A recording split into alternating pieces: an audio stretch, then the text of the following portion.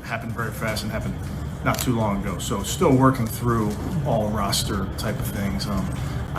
I always have to be mindful of our players and our players' development, and I want to make sure that I'm always doing what's best for our players and of course our team. But with young players, I'm always thinking about last week making the change to Dylan. You have to think long and hard about that, because these are young players that you're so invested in. I'm tired. You have to think long and hard about the backup quarterback position. Bro, regardless of how you feel about Shedeur Sanders, at this point you gotta feel bad for Shedeur Sanders.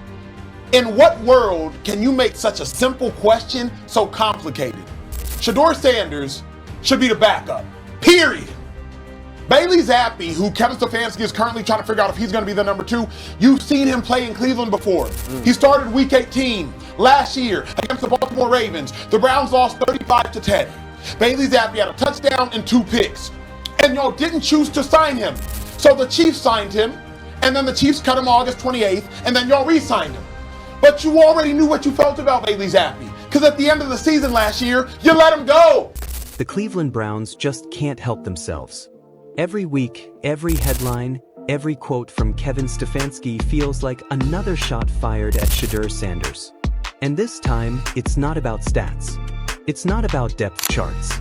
It's about respect. After the Browns' painful 17-21 loss to the Minnesota Vikings, a game where the offense looked lost, confused, and completely out of rhythm, you'd think the coaching staff would want to build some confidence in their young quarterback room. But instead, when reporters asked Stefanski the easiest question of the day, is Shedeur your QB2 now that Joe Flacco's been traded? The man stumbled like he'd forgotten how to speak English. He mumbled about roster decisions, young players, and development. He said it happened fast. But he never gave an answer. Not a yes. Not even a no. And that's when Emmanuel Acho said what every Browns fan was thinking. How do you make such a simple question so complicated? Acho couldn't hold back. He said it flat out, Shedeur Sanders should be the backup. Period. Bailey Zapp, the same guy who threw 2 interceptions in a 35-10 loss to the Ravens last year, is suddenly in the conversation again. The same Bailey Zapp that Cleveland cut months ago, only to re-sign out of desperation after Kansas City dumped him. This isn't a quarterback competition. This is confusion turned into chaos. And here's the truth. When a head coach can't commit to his rookie quarterback after trading away the veteran, it sends one clear message. He doesn't believe in him. What? Why does Kevin Stefanski treat Shedeur Sanders like a problem instead of a promise? Acho said it best, it's disrespect. Pure and simple. If this was any other rookie, we'd be calling it development. But because it's Shedeur Sanders, suddenly it's attitude. Suddenly it's ego. TJ Houshmandzadeh didn't mince words either. He said Stefanski was full of it. He said what we all knew, this isn't coaching, it's control. TJ broke it down with raw honesty. How you talk about building confidence in your players, but then you tell the media you don't even know who your backup is. You gotta be kidding me. Imagine you're Shedeur, a rookie fighting to prove yourself in a locker room that's already skeptical, in a city that's hungry for hope, and the head coach looks at a practice squad QB and says, "We'll see." That's not leadership. That's gaslighting. You talk about instilling confidence into your players. How do you think that makes Shedeur feel? I don't know who the backup is? Yeah. You got to be kidding me. You really gonna bring up Bailey Zappi from the practice squad and make him the backup over me and I've been on the active roster? Either Kevin Stefanski thinks Shedeur Sanders is Magic City parking lot, straight ass. Cheeks. Or Cheeks. he just don't like him. Yeah. Like, this is the perfect example of take all your confidence away from a player. It really, he must got some pictures or some evidence on Jimmy Haslam. Like, I've never seen anything like this. I don't know who the backup is. Bro, listen, players in the locker room that like Shedeur off of that comment, they don't mess with Kevin Stefanski. They don't fuck, because you are really trying to lower this man's confidence. Shedeur, I don't know him. He comes off as uber confident. Yep. These type of statements makes you think, damn, I'm not that good. TJ dropped the bombshell quote of the night. Either Kevin Stefanski thinks Shedeur Sanders is Magic City parking lot straight-ass cheeks, or he just don't like him. The room fell silent for half a second, then exploded. Acho had to stop him. Run that back. Those are the takes we needed on Speakeasy. But as wild as it sounded, TJ's take hit a nerve. Because deep down, he's right. When a coach consistently undermines a player's confidence, it's not strategy, it's sabotage. And that's exactly what's happening here. Inside that Browns locker room, guys see what's going on. They see the hesitation, the disrespect, the constant indecision. And it kills trust. Acho said it plain. When teammates see a confident young QB get treated like this, they lose respect for the coach. They tune him out. They stop believing in the team message. That's not speculation, that's football reality. Because once players decide they don't mess with the coach, it's over. Practice starts getting lazy. Meetings start late.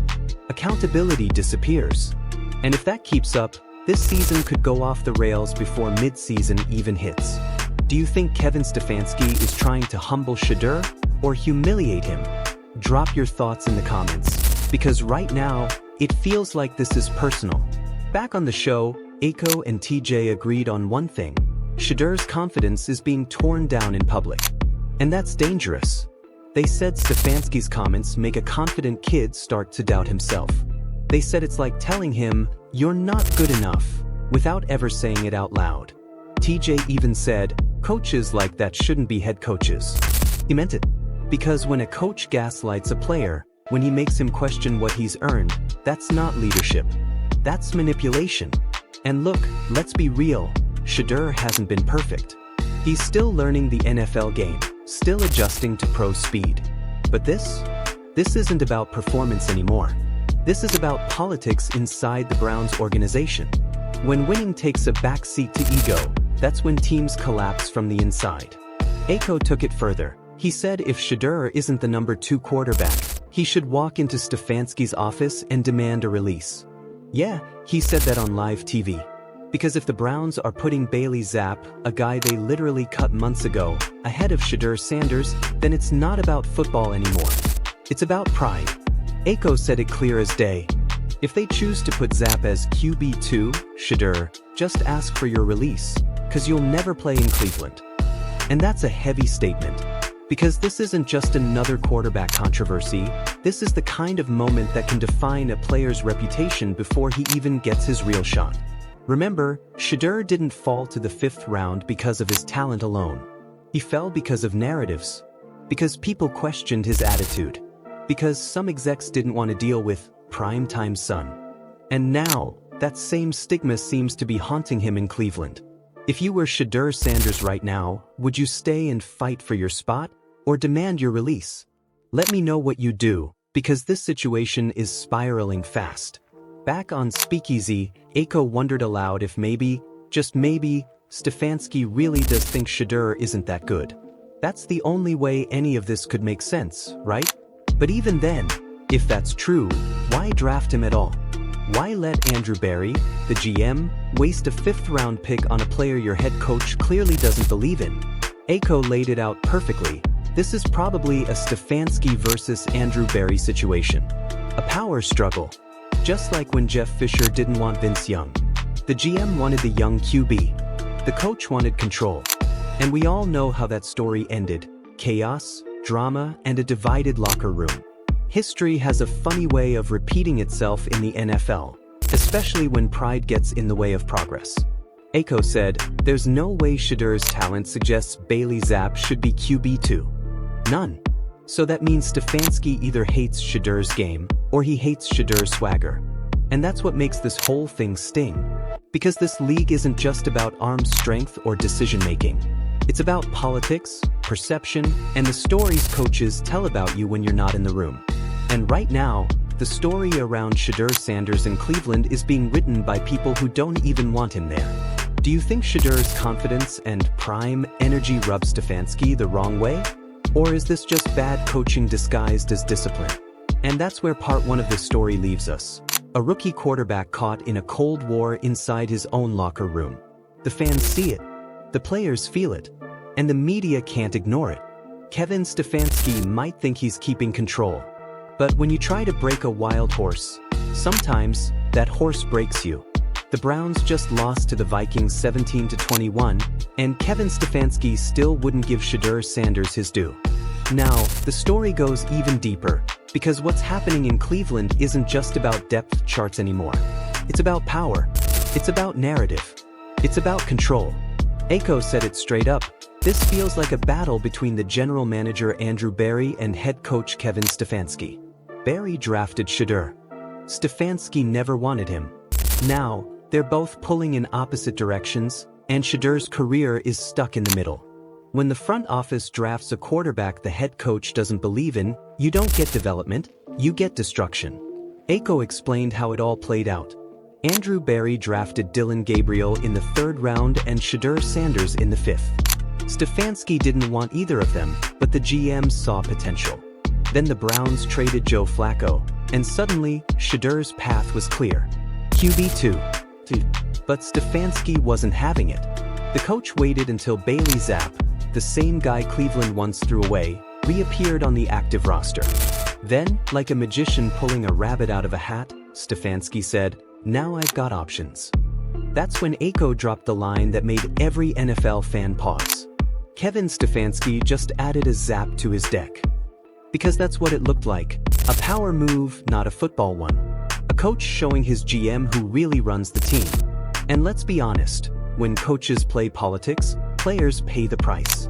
Especially rookies like Shedeur.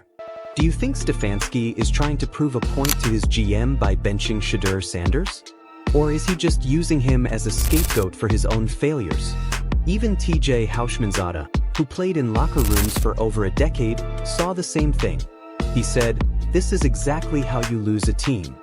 He talked about what happens when coaches start gaslighting players, when they twist reality to fit their agenda. And that's exactly what Stefanski's been doing. Because here's the truth, Shedeur's done nothing wrong. He's practiced hard. He's been professional. He's done interviews the right way. He said all the right things. But no matter what he does, Stefanski acts like it's never enough. And that's not coaching. That's control. Gaslighting isn't just a word. In football, it's a weapon. Acho said, "He's making Shedeur feel crazy. He's making the fans feel crazy." And that's real. Because when a coach tells the media, "We're still evaluating the roster," after trading your QB1 and your QB3, it's not evaluation, it's avoidance. He's rewriting the rules of the NFL. And Acho broke it down perfectly. 3rd round pick plays before 5th round pick. 5th round pick plays before the guy who got cut. That's how the league works. Always has. So when Stefanski says, "We'll see," it's not about performance, it's about preference. He's trying to make us question logic itself. Acho even said, Kevin Stefanski is gaslighting the entire NFL fan base. And you know what? He's not wrong.